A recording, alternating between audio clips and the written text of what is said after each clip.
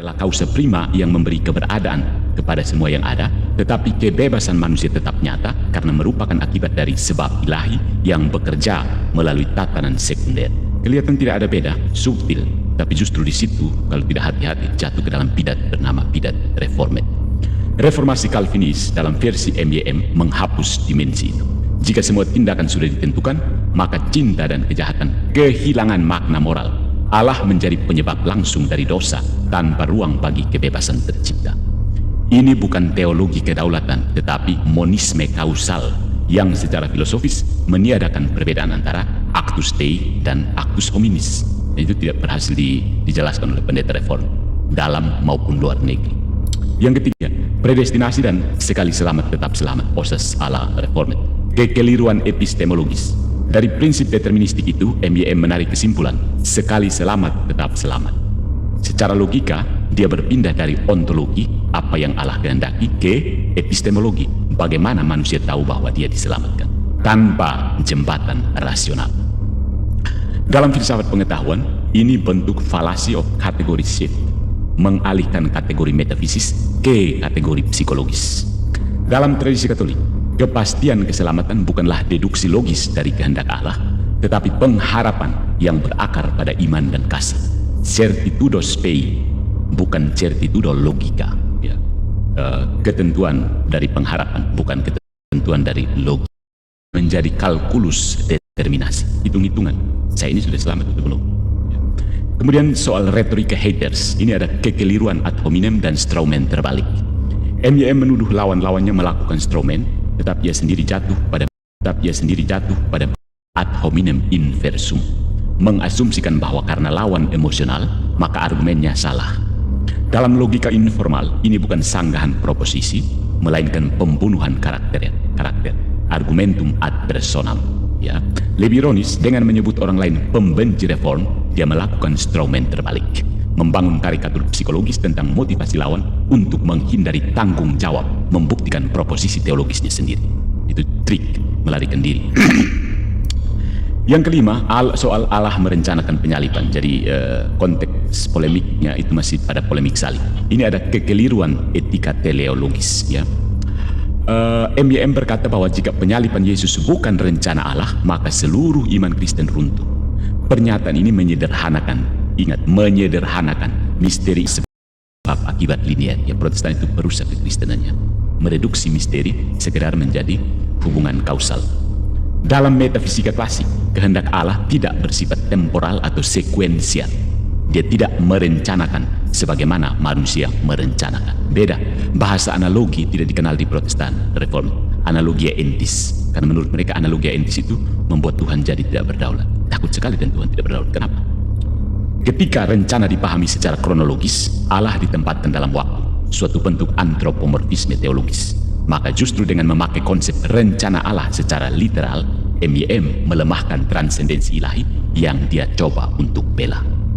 Kemudian ada reform tumbuh karena logika kuat, menurut dia. Ini namanya argumentum ad populum. Pertumbuhan gerakan bukan bukti kebenaran doktrin, bukan. Secara logika ini adalah argumentum ad populum, menganggap popularitas sebagai validasi. Kebenaran teologis tidak diukur dari statistik pengikut, sebagaimana sains tidak diukur dari jumlah penonton YouTube. Ya kan? Kemudian ada penegasan etika dan spiritualitas, retorika yang tak menyelamatkan inkonsistensi. MYM menutup dengan peringatan moral agar pelayanan tidak mencari sensasi. Setuju, pernyataan ini benar secara etis, namun tidak memperbaiki kekeliruan epistemologis dan metafisis dalam argumennya sebelumnya. Etika pelayanan tidak dapat dijadikan pelarian dari tuntutan konsistensi logika teologis, bukan? Nah, secara kesimpulan, kita bisa menyimpulkan bahwa MYM sedang menyampaikan manifesto determinisme religius.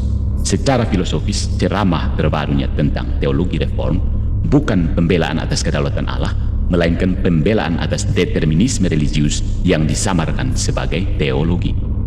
Dia mengganti relasi personal antara Allah dan manusia dengan tatanan hukum sebab akibat, mengganti kebebasan dengan kepastian, dan mengganti iman dengan kalkulus. Dalam terang teologi Katolik, kedaulatan Allah bukan kekuasaan yang meniadakan kebebasan, melainkan cinta yang memampukan kebebasan. Karena itu, teologi reform versi MYM gagal secara logis dan filosofis. Dia menyusun bangunan argumentasi yang tampak kokoh, tetapi fondasinya runtuh oleh beban inkonsistensi internal. Ya, begitu. Saya akan tunjukkan. Ya. Jadi ini sebenarnya analisis terhadap ceramah manifesto determinisme religius ala MYM ini membuka arah lanjutan. Kita bisa membandingkan, atau ada yang tertarik silakan bandingkan determinisme reform dengan participation metaphysics, metafisika partisipasi dari Thomas Aquinas, dan konsep sinergia dalam tradisi timur. Di situ tampak bahwa kasih, bukan kedaulatan, adalah inti dari iman Kristen. Allah adalah kasih, bukan Allah adalah Dia yang berdaulat. Mari kita lihat, masuk ke inti katekesi kita pada malam hari ini. Allah adalah kasih, bukan dekrit. Kritik Katolik terhadap teologi kedaulatan reform. Jadi, katekesi ini mengkritik secara sistematis doktrin kedaulatan Allah dalam teologi reform, sebagaimana diungkapkan oleh pendeta MYM dalam pidatonya mengenai pembelaan iman reform.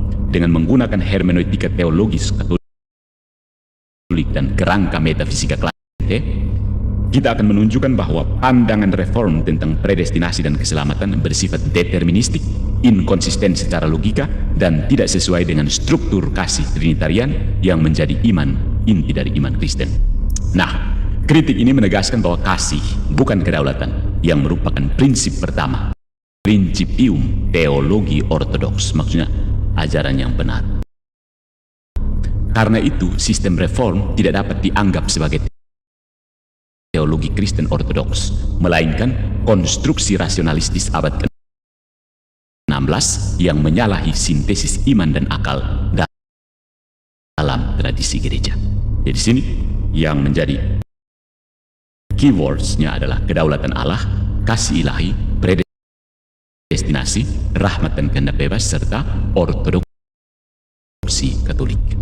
Ya, vámonos. Poin pertama, teologi yang kehilangan wajah Bapa.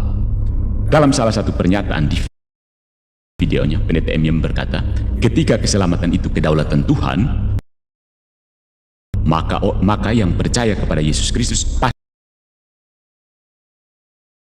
pasti selamat, karena keselamatan itu hak prerogatif Allah. Oke.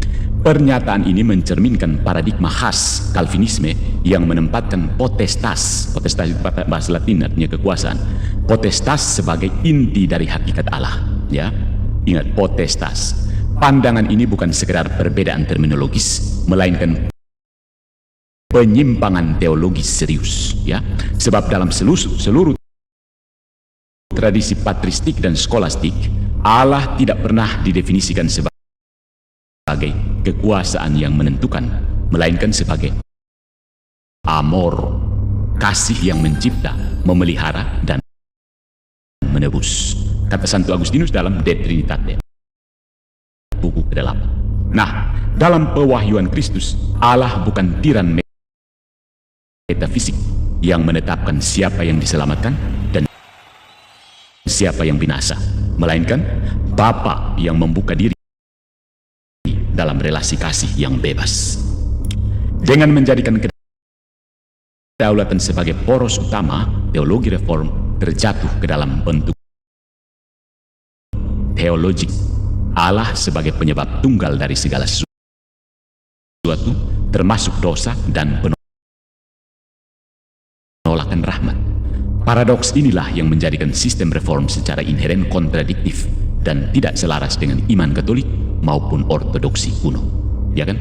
Setuju? Komen. Yang kedua, ada kesalahan asumsi, ya, kedaulatan sebagai esensi Allah. Salah total. MYM memulai seluruh argumennya dengan asumsi implisit bahwa Allah yang sejati haruslah Allah yang berdaulat secara mutlak. Namun pernyataan ini bertentangan dengan logika teologi klasik. Thomas Aquinas menegaskan bahwa kekuasaan Allah hanyalah konsekuensi dari kasih dan kebijaksanaannya, bukan substansinya. Omne opus divinum procedit ex amore. Sekali lagi dalam bahasa Latin, omne opus divinum procedit ex amore. Segala karya ilahi mengalir dari kasih.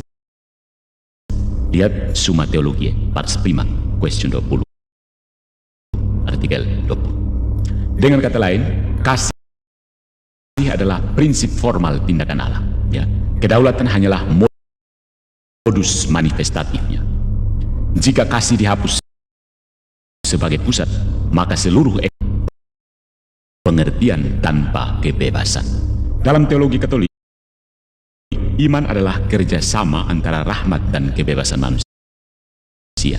Deus qui creavit te sine te, non salvabit te sine te.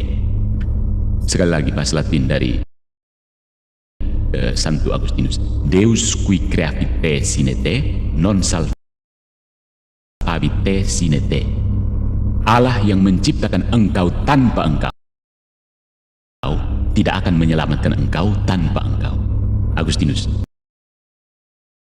Sermo 169. Nah, gereja menolak pandangan bahwa rahmat beroperasi secara mekanis.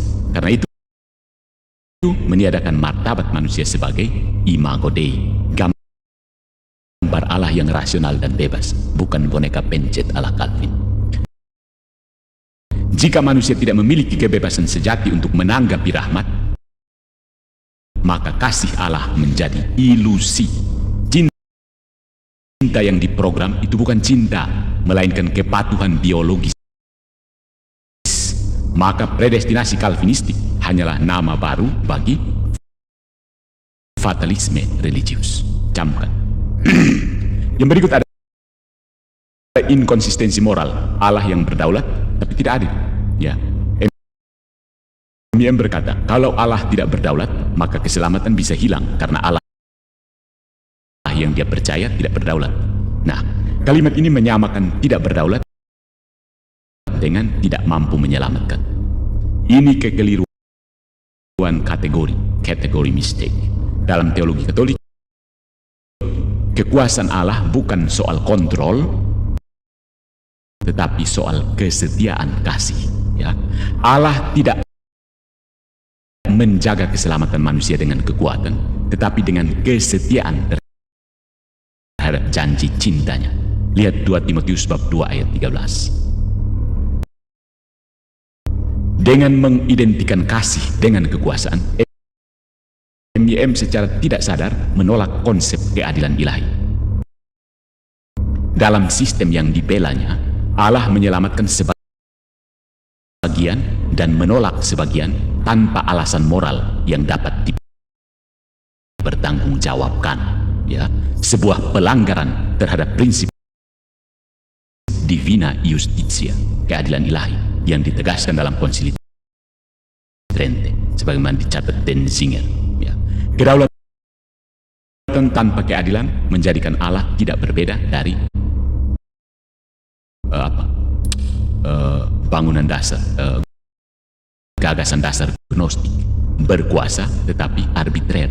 Ya, saya kan pernah menyatakan proposisi Protestantisme adalah neognostik, dan yang paling getol membantah tanpa bantahan adalah MIM sendiri.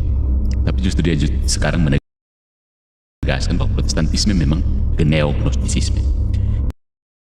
Yang kelima ada inkoherensi kristologis, salib sebagai demonstrasi pengosongan diri. Akibatnya Allah versi Calvinis tidak dapat menjelma, ya, karena yang berdaulat tidak bisa menjadi lemah. Karena itu MIM pernah saya pertanyakan bagaimana pandangan tentang inkarnasi, dan ternyata berlepotan dengan bidat penjelasannya. Yang keenam ada kesalahan metafisik, Allah tanpa relasi. Ya, MIM berkata bahwa tidak ada satu bagian pun yang di luar kontrol dan kedaulatan Allah.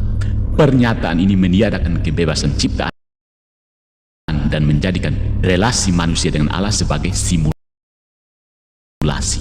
Ya.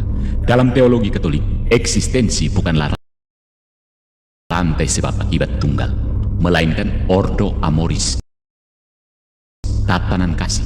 Lihat Agustinus dalam De Civitate Dei, chapter 15. Relasi Allah dengan ciptaan bersifat partisipatif, bukan kontrolatif. Ya. Trinitas sendiri adalah bukti bahwa Allah hidup bukan dalam mekanisme, tetapi dalam relasi saling memberi diri. Pater amans, filius amatus, spiritus amor.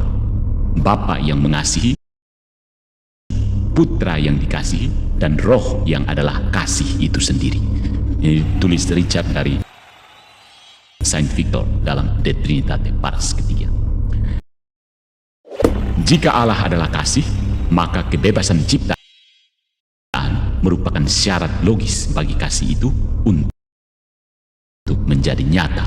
Ya, jadi konsep kontrol total meniadakan struktur relasional Allah sendiri. Teologi semacam itu bukan saja tidak Katolik, tetapi anti-trinitarian. Ya. Nah, yang berikut ada evaluasi dogmatik. Mengapa reform tidak ortodoks? Ya. Tidak, bukan ajaran yang lurus. Dari analisis, beberapa analisis tadi, jelas bahwa sistem MYM dan Calvinisme secara umum gagal mempertahankan 4 pilar ortodoksi Kristen. Yang pertama, kesatuan rahmat dan kehendak bebas, sinergia. Gereja mengajarkan kerjasama rahmat dan kebebasan. Calvinisme menolaknya.